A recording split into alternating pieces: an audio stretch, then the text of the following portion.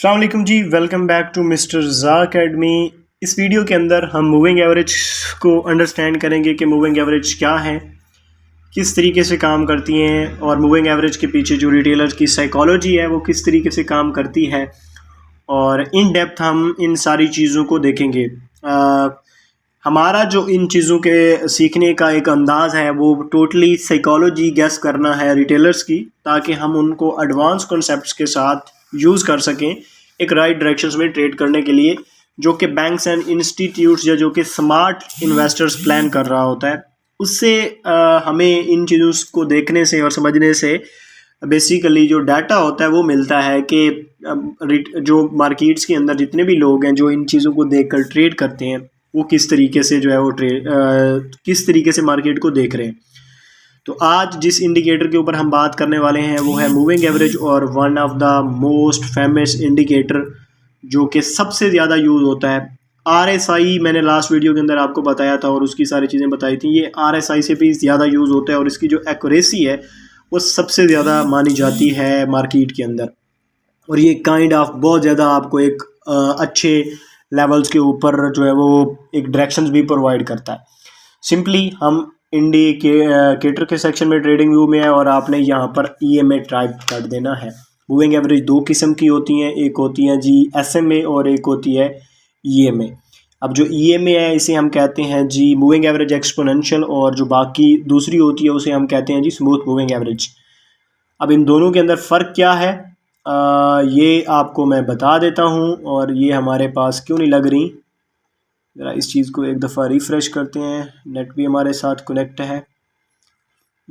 हाँ जी, मेरे पास दो लग गई हैं। अब सबसे पहले इसकी सेटिंग को चेंज करने से पहले आपको मैं बताता हूँ कि EMA और SMA के अंदर फ़र्क क्या है।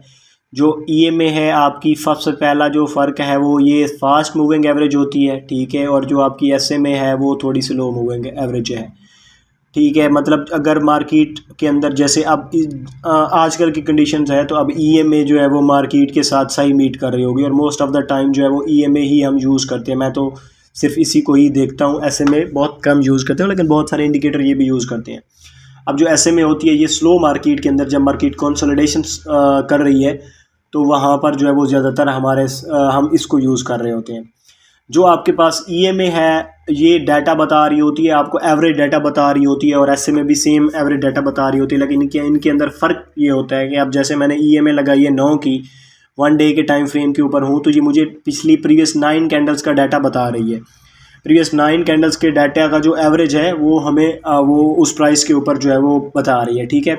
अब जो EMA है वो डाटे को कलेक्ट करती है लेफ़्ट साइड से, मतलब इस साइड से इधर, यानी जो फर्स्ट जो कि मार्केट की लेटेस्ट कैंडल से प्रीवियस कैंडल है वो ज़्यादा इफेक्टिव होती है as compare to 9th candles जो कि प्रीवियस 9 डेज़ के अंदर बनी थी। अब इसका एक पूरा फार्मूला होता है, वो फार्मूला थोड़ा टेक्निकल है तो उसके अंदर मैं नहीं जाऊंगा, ठीक है। तो अब ऐसा समझ लें कि ये जो दिन होते हैं जो हमारे प्रीवियस डेज़ के अंदर गुजरे होते हैं, लेटेस्ट दिन होते हैं, वो ज़्यादा इफेक्टिव होते हैं इस मार्केट के अंदर, मतलब इस मूविंग एवरेज की प्राइस को एवरेज को कैलकुलेट करने के अंदर। अब जो SMA है उसके लिए जो है वो हम जो है वो इस इधर से मूव करते हैं, मतलब उसके लिए जो 9th डेज़ के ऊपर एक्टिविटी हुई थी वो ज़्यादा इंपॉर्टेंट हैसियत रखती है एज़ कम्पेयर टू हमारा जो लेटेस्ट दिन गुजरा है उससे। तो इसीलिए इसकी थोड़ी एक्यूरेसी कम हो जाती है कि मार्केट के अंदर वो चीज़ पिछले 9 दिन पहले मार्केट के अंदर क्या हुआ था वो ज़्यादा इंपॉर्टेंट हैसियत नहीं रखता, बल्कि कल क्या हुआ था मार्केट में वो ज़्यादा हैसियत रखता है। तो इसीलिए EMA को ज़्यादा यूज़ किया जाता है और इसकी एक्यूरेसी ज़्यादा मानी जाती है, और SMA भी जो है वो काफ़ी ज़्यादा यूज़ की जाती है और उसको भी जो है वो यूज़ किया जा सकता है। स्लो एंड फास्ट मार्केट का कॉन्सेप्ट आपने याद रखना है। अब हमने सिंपली EMA के ऊपर आए, हमने 200 की EMA लगाई और मैं इसका कलर जो है वो ग्रीन रखता हूँ और मैंने इसको जो है वो बड़ा कर लिया, ठीक है।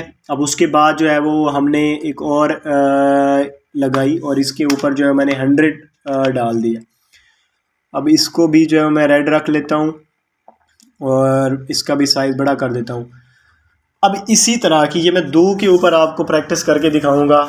आपने मज़ीद जो है वो EMAs का कम्बिनेशन बनाना है, और वो कम्बिनेशन ये है कि आपने फ़र्स्ट EMA रखनी है 200 की, फिर रखनी है 100 की, फिर रखनी है 50 की या 55 की, आप कोई इन दोनों में से एक रख सकते हो, ठीक है। उसके बाद आप 30 और 35 को यूज़ कर सकते हो, ठीक है। उसके बाद 21 को आपने देखना है। 21 के बाद आप 15 को देख सकते हो या 11 को देख सकते हो, किसी एक को देख लो। फिर 9 को देख सकते हो या 7 को देख सकते हो।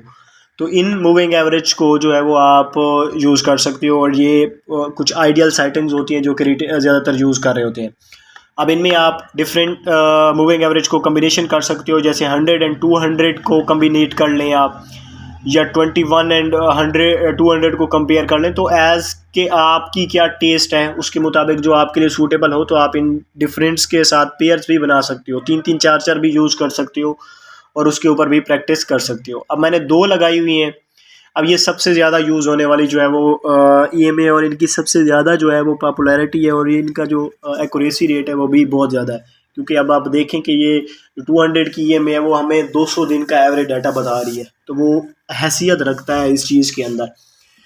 तो अब देखें कि ये हमारे लिए इधर सपोर्ट के तौर पर भी इन्होंने काम किया है, कुछ जगह के ऊपर एज अ रेजिस्टेंस के तौर पर भी जो है वो काम किया होता है इन्होंने। लेकिन जो हमने बेसिकली मेन चीज़, अब एक और चीज़ के इससे आप ट्रेंड आइडेंटिफिकेशंस भी कर सकते हो। अब मैं जो है वो 100 की क्लोज कर देता हूँ कि अगर मार्केट से जो है मार्केट मूविंग एवरेज के नीचे ट्रेड हो रही हो, तो ऐसा समझ लें कि आप वो बेरिश ट्रेंड के अंदर है, और मार्केट अगर मूविंग एवरेज से ऊपर ट्रेड हो रही है तो वो ऐसे समझ लें कि हम जो है वो एक बुलिश स्ट्रक्चर्स के अंदर बैठे हुए हैं। अब इससे ये जो है वो आपको काफ़ी दफ़ा जैसा यहाँ पर है as a support and resistance के तौर पर काम करेगी, लेकिन हमने जो है वो इसके कॉन्सेप्ट्स के ऊपर जो है वो देखना है कि रिटेलर्स क्या सोचता है इस चीज़ के बारे में। तो अब जो हमने जब देखा इस चीज़ को कि मार्केट ने यहाँ से तोड़ा इस चीज़ को, ठीक है, और यार ये स्ट्रक्चर्स वगैरह सारे चेंज करने पड़ेंगे, तो हम इसको ये कर लेते हैं। अगर आप इसको देखें तो इसमें क्या सिनेरियो हुआ है कि मार्केट ने मूविंग एवरेज को एक दफ़ा टेस्ट किया, उसके बाद पुल बैक लिया। तो जब ये पुल बैक लिया तो ये हमारे पास रिटेलर्स के पास काइंड ऑफ इंफॉर्मेशन थी कि मार्केट वो क्योंकि बिलीव करता है कि जब मार्केट ने इसके ऊपर क्लोजिंग दे दी है तो ये इस चीज़ का जो है वो मूविंग एवरेज ने रिस्पेक्ट किया है। तो अब वो ये एक्सपेक्ट कर रहे हैं कि यहाँ से जो है वो सपोर्ट लेगी मार्केट, और मार्केट यहाँ से ऊपर जाएगी। तो उनका जो करंट बिलीव है, जब ये कैंडल्स क्लोज हुई, क्योंकि मैं 1 डे के ऊपर हूँ, तो ये बहुत हाईली एक्यूरेसी वाला टाइम होता है उनकी नज़र के अंदर। अगेन फिर क्या हुआ, एक ग्रीन कैंडल बनी, जैसा कि आपको बताया रिटेलर्स ने जितना जोर लगाना था वो लगाया, और इतनी ही कैंडल्स जो है वो उनसे बन सकी। फिर सेलर्स एक्टिव होते हैं, और अगेन मार्केट के अंदर लिक्विडिटी नीचे से ली जाती है, और क्लोजिंग फिर मूविंग एवरेज के ऊपर आती है। तो अगेन ये एक बिलीव होता है कि जो है वो हमारे पास कि मार्केट के अंदर मूविंग एवरेज रिस्पेक्ट कर रही है। अब फिर मूविंग एवरेज क्या करती है, मूविंग एवरेज इससे नीचे क्लोजिंग दे देती है।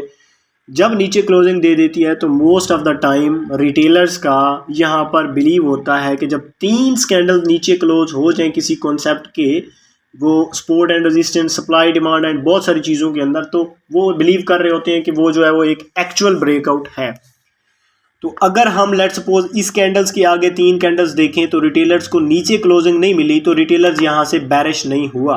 जब रिटेलर्स यहाँ से बैरिश नहीं हुआ तो वो यहाँ से बुलिश हुआ है। वो कैसे कि जब ये 3rd कैंडल्स ऊपर क्लोज हुई है तो अगेन दे थिंक कि यहाँ से जो है वो मार्केट अब मज़ीद ऊपर जाएगी। तो मार्केट अब हमें क्या पता चली, जो मूविंग एवरेज को यूज़ करने वाले शाहकार हैं उनकी साइकोलॉजी हमें पता चली कि ये वो इस चीज़ को जो है वो सोच रहे हैं, वो क्योंकि बुलिश हैं, क्योंकि उनके मुताबिक सारी कंडीशंस जो रिटेलर्स की हैं वो पूरी हो चुकी हैं। अब उन्होंने लॉन्ग्स की जो है वो ऐसे समझ लें कि तैयारियां पकड़ ली हैं। लेकिन अगेन मार्केट ने क्या किया, उन सब के जहाँ जहाँ स्टॉप लॉसेस पड़े थे वो लिए, और उसके बाद अगेन मार्केट ने एक अपने साइकिल्स के अंदर मूव किया। तो हमें यहाँ से क्या चीज़ जो है वो देखने को मिली, और क्या हमें मिला डाटा। और वो डाटा किसका था, रिटेल्स का थिंकिंग लेवल था कि वो इस लेवल्स के ऊपर किस चीज़ को बिलीव करके ट्रेड कर रहे हैं। जब हमें उनके बिलीव्स का पता चला तो हमने उसको एडवांस कॉन्सेप्ट्स के साथ आगे देखा, और फिर हमें पता चला कि यहाँ पर वो ये एक्टिविटी प्ले कर रहे हैं, तो जो हमारा मार्केट ऑपरेटर्स है वो ये एक्टिविटी परफॉर्म कर सकता है। तो हमें यहाँ से मार्केट ऑपरेटर्स के साथ बैठने का मौका मिलेगा, और हम जो है वो ऐसा समझ लें कि 150-200 कदम आगे होंगे बाकी लोगों से, जो कि 90 to 95% जो है वो इस चीज़ को यहाँ पर देख रहे होते हैं। मैं उम्मीद करता हूँ कि ये जो मूविंग एवरेज का कॉन्सेप्ट है, इसके पीछे की जो साइकोलॉजी है वो आपको समझ आई होगी कि किस तरीके से ये चीज़ें जो है वो काम करती हैं। अब आपने एक मूविंग एवरेज को नहीं देखना, इसी तरह की जो आपको मूविंग एवरेज बताई हैं सब के ऊपर इस तरह की 100 ट्रेड्स की जो प्रैक्टिस है, अगर आपने वो कर ली तो बिलीव मी कि आप एक अच्छे साइकोलॉजिस्ट बन जाओगे गेस करने में कि क्या चीज़ मार्केट के अंदर परफॉर्म हो रही है। तो फिर आपको मूविंग एवरेज भी लगाने की ज़रूरत नहीं पड़ेगी, आप डायरेक्ट सिर्फ कैंडल्स को देखकर ही ये सारी चीज़ें कर सकोगे। और मूविंग एवरेज कहाँ सपोर्ट लेती हैं, कहाँ रेजिस्टेंस लेती हैं, वो आप बैक टेस्टिंग करोगे तो आपको पता चल जाएगा कि कितनी ज़्यादा वो जो है वो एक्यूरेसी के साथ हमें सपोर्ट देती हैं या रेजिस्टेंस देती हैं, जो कि एक कॉमन बिलीव होता है या जिस चीज़ के ऊपर आपको यूट्यूब के या बाकी सारी चीज़ों के अंदर आपने आज से पहले सीखा होगा। लेकिन हमारा एक्चुअल जो पर्पज़ है इस चीज़ को सीखने के पीछे वो ये नहीं है। तो जो है वो हम ज़रा इस चीज़ से जो है वो सबक लेंगे और हमें डाटा मिलेगा और डाटे को हम जो है वो ट्रेड करेंगे।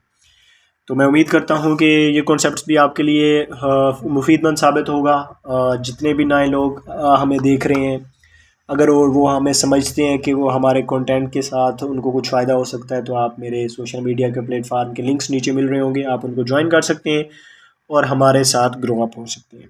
फ़ी अमान अल्लाह, नेक्स्ट वीडियो में मुलाकात होती है।